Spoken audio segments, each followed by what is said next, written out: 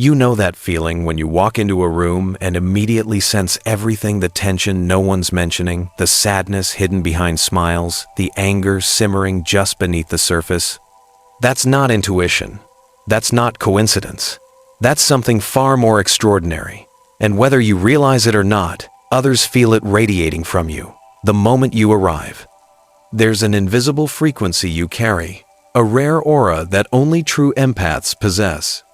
And Carl Jung's groundbreaking research reveals exactly why this energy makes you both magnetically compelling and dangerously vulnerable. Jung discovered something that will change how you see yourself forever. True empaths don't just feel emotions.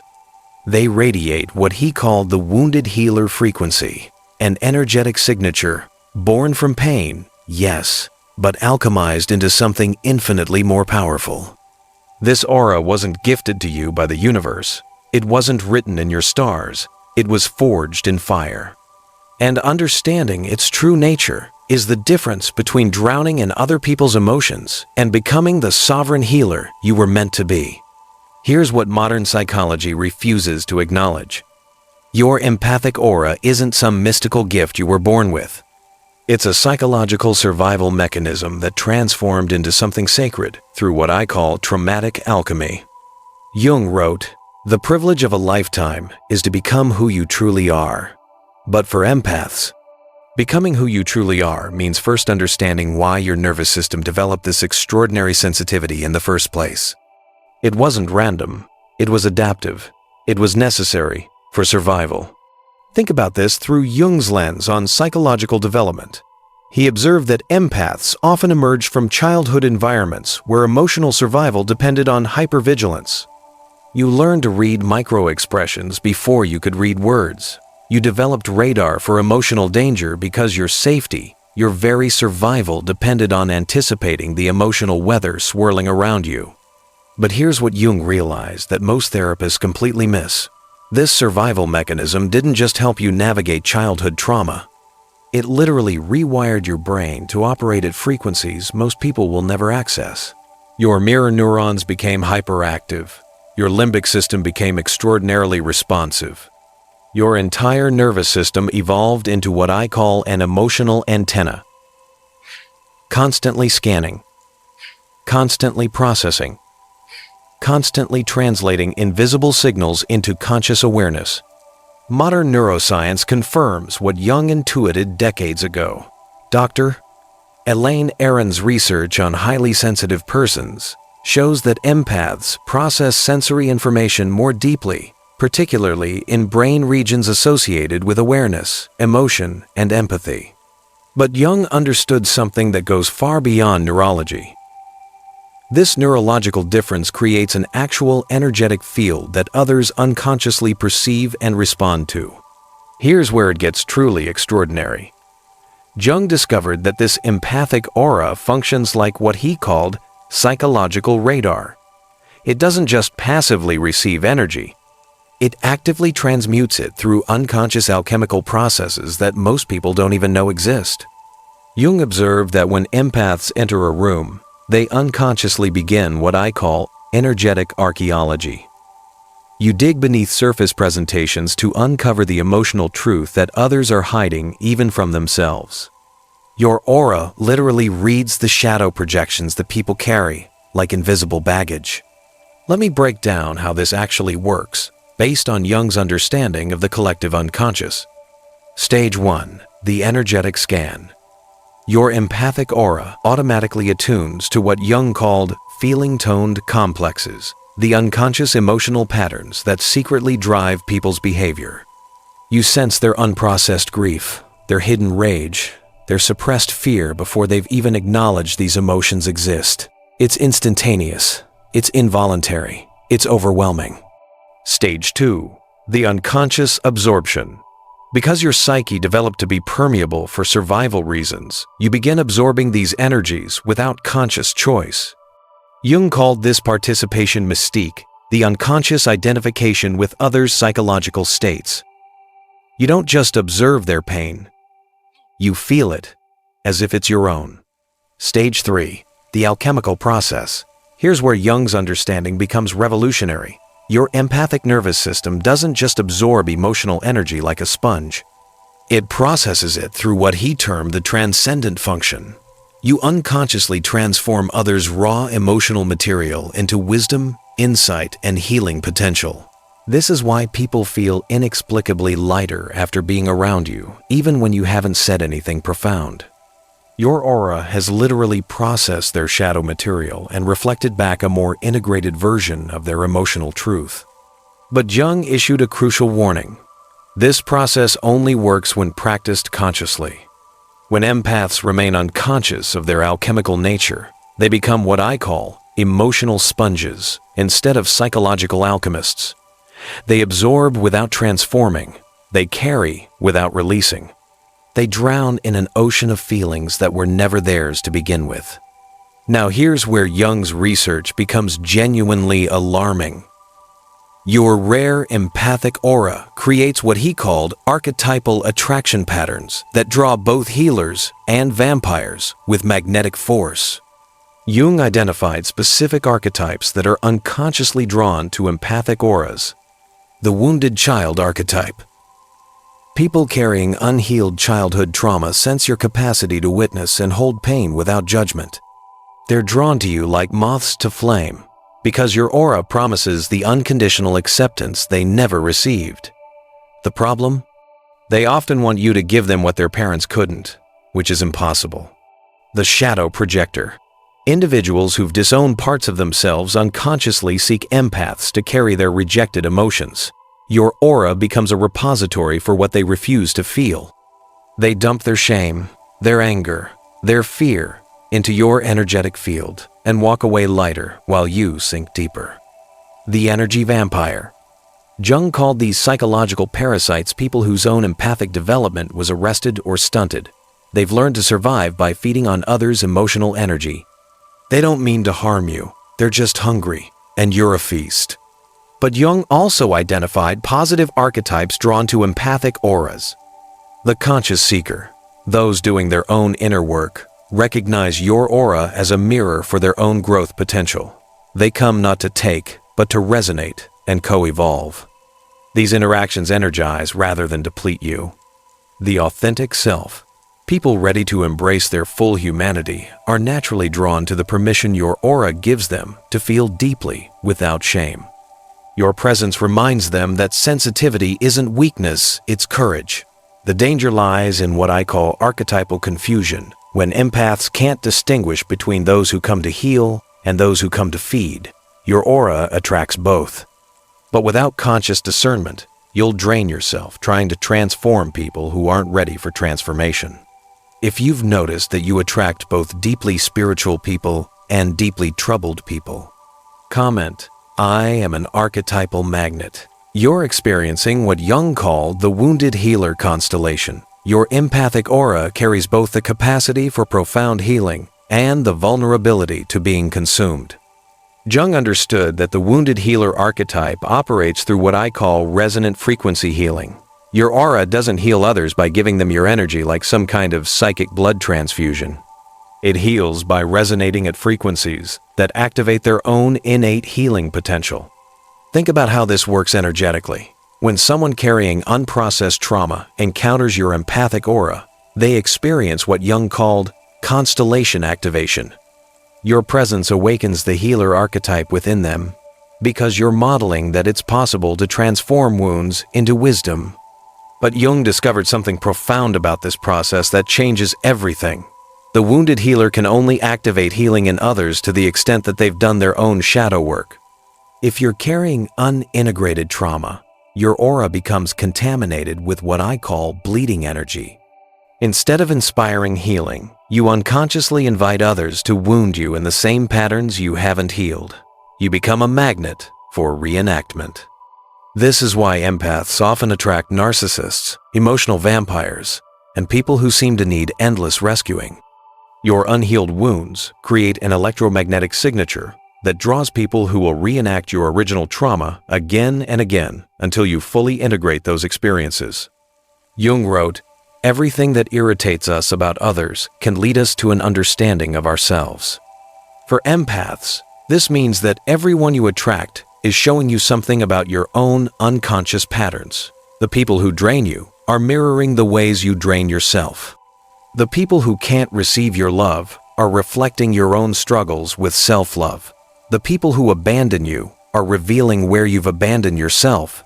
Jung's solution was what he called conscious suffering, the willingness to feel your own wounds completely so they can transform into wisdom rather than remaining as open wounds that others can exploit.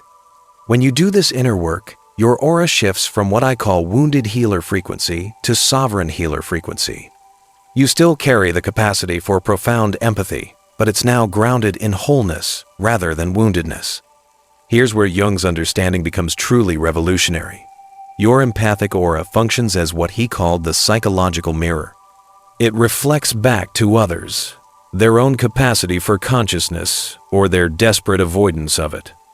Jung observed that conscious people feel deeply peaceful around empaths because your aura reflects their own inner light back to them. They experience what I call recognition resonance, the joy of being truly seen and accepted for who they authentically are. But unconscious people often feel disturbed or even threatened around awakened empaths. Why? Because your aura reflects their shadow material, the parts of themselves they're desperately trying to avoid. This creates what Jung called shadow projection anxiety. They may attack you, try to dim your light, or attempt to make you responsible for their discomfort. They'll tell you you're too sensitive, too emotional, too much, but what they're really saying is, "Your presence forces me to feel things I've spent years numbing, and I hate you for it." This mirror effect explains why empaths often experience such extreme reactions from others. Some people are drawn to you like you're their salvation, while others seem inexplicably hostile despite you doing nothing to them. Let me show you this dynamic in action. The conscious mirror response. When someone doing their own inner work encounters your empathic aura, they feel inspired and elevated. They might say things like, "I feel so peaceful around you," or "You help me remember who I really am." These people energize you because the exchange is mutual. They're also reflecting your light back to you. The unconscious mirror response. When someone avoiding their shadow encounters your empathic aura, they feel triggered and defensive. They might criticize your sensitivity, gaslight your perceptions, or try to provoke emotional reactions that would lower your frequency to match theirs. These interactions drain you because they're trying to pull you into unconsciousness to avoid facing what your presence is revealing about them. The predatory mirror response. When energy vampires encounter your empathic aura, they sense opportunity. They recognize your capacity for emotional processing and unconsciously strategize ways to make you their emotional regulator. These are the people who trauma dump without permission, create endless crises, or position themselves as victims who need your constant rescue. Understanding this mirror effect is crucial because it explains why boundary setting feels so agonizingly difficult for empaths.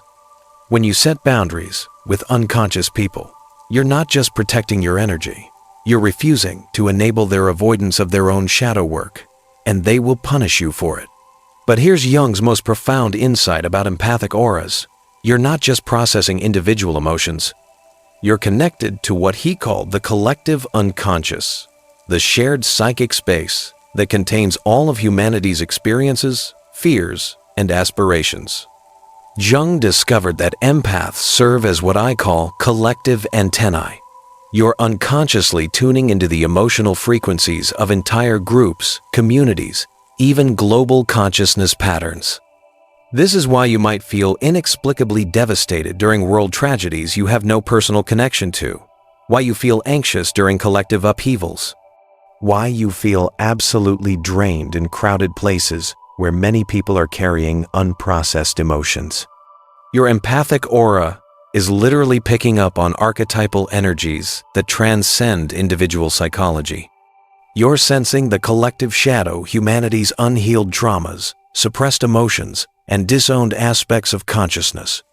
This connection to the collective unconscious is both your greatest gift and your greatest challenge. On one hand, it gives you access to universal wisdom, archetypal guidance, and the ability to help heal collective wounds. On the other hand, it can overwhelm you with emotional content that isn't personally yours but feels devastatingly real.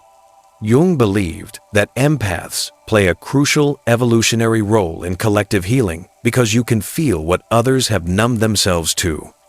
You serve as early warning systems for collective shadow eruptions, wars, social upheavals, environmental crises. Your empathic aura senses these disturbances before they manifest in the physical world. But Jung also issued a critical warning. Empaths must learn to distinguish between personal and collective material, or they risk what he called psychic inflation, taking on responsibility for healing wounds that belong to all of humanity.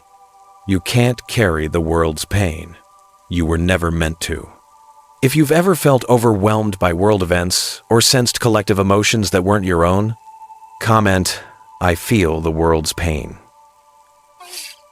You're experiencing the collective unconscious connection that Jung described, and understanding this is essential to your survival.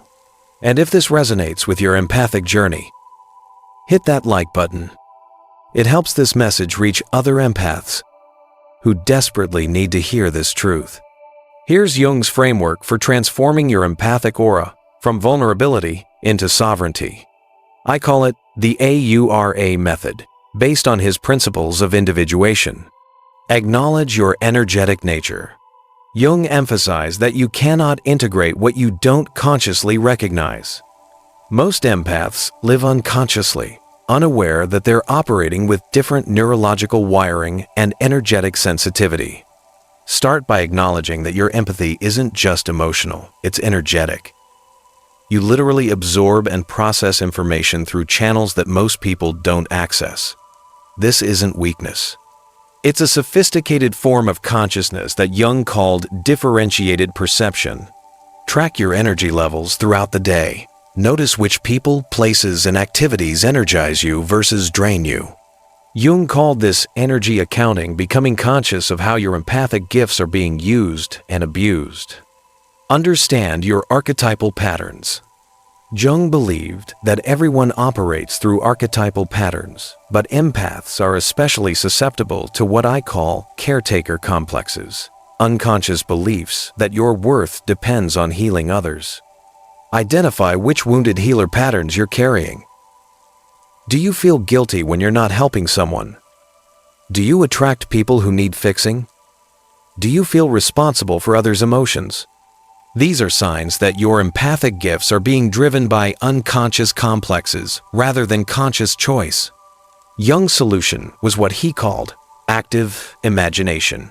Consciously dialoguing with these archetypal patterns to understand their origins and transform their expression. Reclaim your energetic boundaries. Jung understood that healthy boundaries aren't walls. They're what I call conscious membranes, permeable enough to allow love in, strong enough to keep manipulation out. For empaths, boundary setting must happen at the energetic level, not just the behavioral level. This means learning to sense when your aura is being invaded or drained, and having techniques to restore your energetic integrity. Jung practiced what he called psychological hygiene, regular practices to cleanse absorbed energies and return to your authentic frequency. This might include meditation, time in nature, creative expression, or any activity that helps you remember who you are beneath all the emotions you've absorbed. Activate conscious empathy.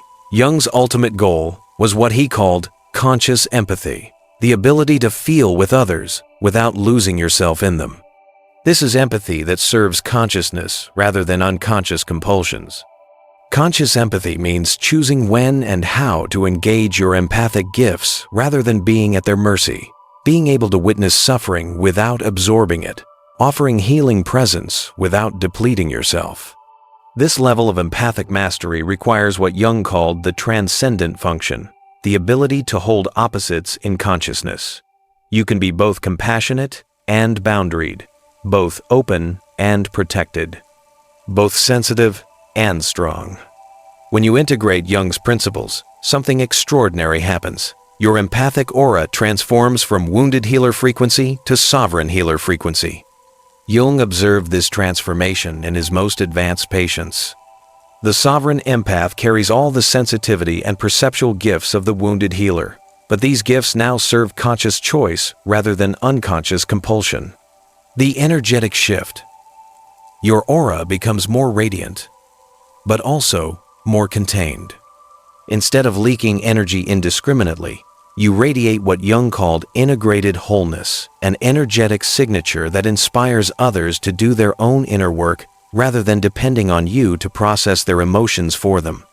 People still feel your empathic gifts, but now they experience what I call empowering resonance rather than enabling resonance. Your presence awakens their own capacity for healing rather than creating dependence on your emotional labor. The attraction pattern changes. Jung noted that sovereign empaths attract a completely different archetypal constellation.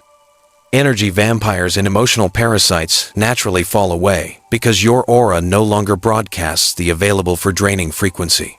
Instead, you begin attracting what Jung called individuated souls, people who've done their own shadow work and can meet you at your level of consciousness.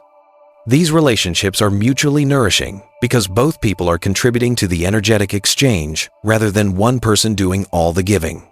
The healing becomes effortless.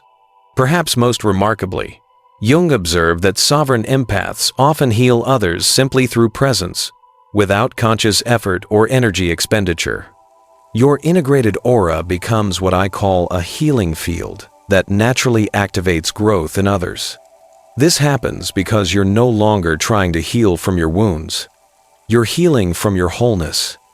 Your aura radiates the possibility of integration, showing others that it's possible to transform pain into wisdom, sensitivity into strength, wounds into gifts. Jung believed that empaths serve a crucial function in what he called the collective individuation process, humanity's evolution toward greater consciousness and integration. Your rare empathic aura isn't just a personal gift, it's a collective necessity. Remember Jung's hidden truth about the rare aura that only true empaths carry. It's not rare because few people possess empathic abilities. It's rare because few empaths learn to wield these abilities consciously. Jung wrote in his final works, "The privilege of a lifetime is to become who you truly are." For empaths, becoming who you truly are means transforming your wounds into wisdom, your sensitivity into sovereignty, your empathy into a conscious choice rather than an unconscious compulsion. Your empathic aura was forged in the fires of early experience, shaped by the necessity of survival, and refined through every act of healing you've offered to others. But it reaches its full radiance only when you learn to heal yourself first. The sovereign empath doesn't tone down their sensitivity. They learn to radiate it consciously. They don't dim their light, they learn to shine it strategically. They don't apologize for their depth, they use it to create more depth in the world. If you're ready to transform your empathic wounds into sovereign wisdom, comment, "I choose conscious empathy." Your sensitivity isn't too much. Your empathy isn't weakness. Your rare aura isn't a burden. It's a bridge to consciousness that the world desperately needs. And if you want to discover what happens when an empath finally stops playing nice and reclaims their full power, you need to watch my video, "Why a Fed-Up Empath is More Dangerous Than a Narcissist Ever Imagined." I'm linking it right now in the cards above and in the description. It reveals the side of empaths that narcissists never see coming, and it's absolutely game-changing. Subscribe and turn on notifications because we're just scratching the surface of empathic mastery. I'm revealing Jung's unpublished techniques and tools that will fundamentally transform how you experience your gifts. Thank you for watching. See you in the next dimension.